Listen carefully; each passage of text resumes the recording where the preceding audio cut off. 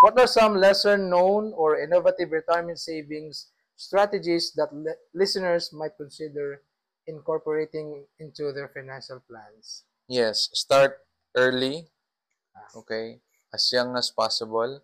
Now, for the young guns there Mm, is, kuan, since you have a long-term horizon, so meaning nga na, dugay pa ka mo retire. yeah. Okay, 20 anyos ka, 25 anyos, imagine 35 years pa ka.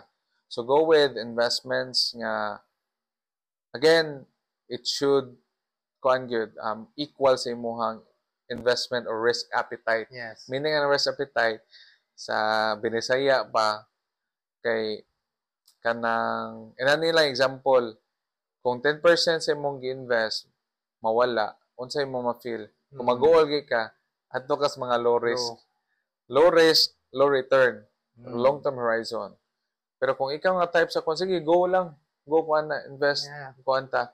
So what we can advise as financial coaches, which you can also do as well, is to diversify.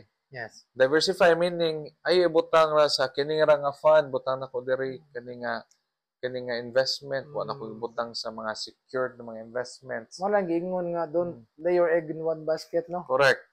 So diversify nimo. Imo diversify, imo pangitaan na okay diri para long term, no? Yes.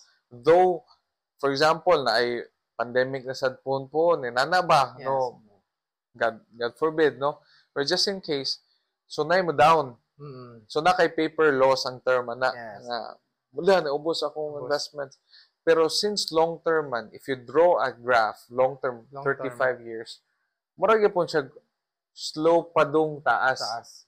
Though naay katong effect pag second year third year na ay mga inflation ana nibalik ra gyapon siya pero long term naka ginansya jud ka. Yeah. Oo mo nang as early as possible if you're still young, prepare for a retirement fund to talk to a financial advisor.